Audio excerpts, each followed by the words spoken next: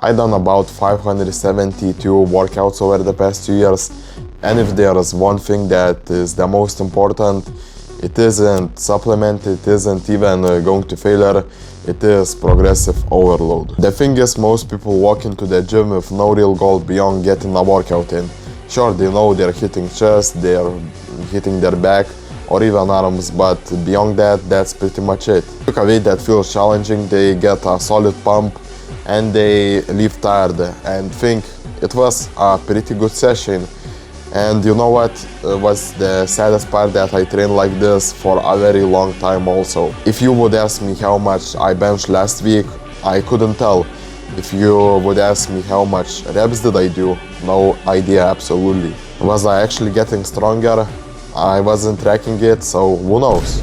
Every workout felt like I started from scratch. You know, muscle doesn't grow just because you showed up and worked hard. It actually grows when it is literally forced to adapt to something new. Think about it, if you bench 200 pounds for 8 reps this week and 200 pounds for 8 reps again for the next week and for the next 3 upcoming months, why would your body build more muscle? It already knows that it can handle it. So that's why progressive overload matters massively in terms of building muscle. You know, your job isn't to destroy your body at every session. Your job is literally give a reason your body to improve. Maybe it's even 1 more rep, maybe it's even 5 more pounds, or maybe it's even the same weight for the same reps but with slightly better form.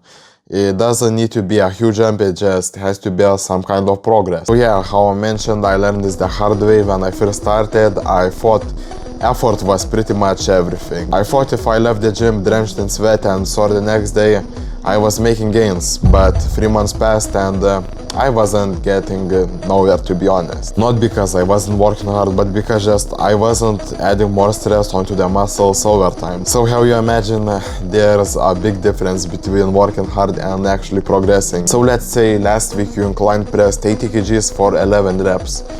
So this week your goal is to incline press 80 kgs, yes, the same weight for 12 reps. That's 1 more rep. You know, at the end of the day, that's a win. Yeah, I know it doesn't sound exciting, but a little more weight, 1 more rep, a little better form, and all these little changes adds up massively over time to a better physique. So that's why I think there's a big difference between exercising and training. Exercising is just moving the weights, while training is actually improving. That's it. That's what Mike Menzer had to say about all that. Remember, when you're doing this thing right, you'll be getting stronger, if not every set of every exercise, every workout, then damn near. You got to keep an accurate progress chart so that you can monitor your progress and know that you're training properly. Most people spend years looking for some hidden secret, a better supplements, a better split.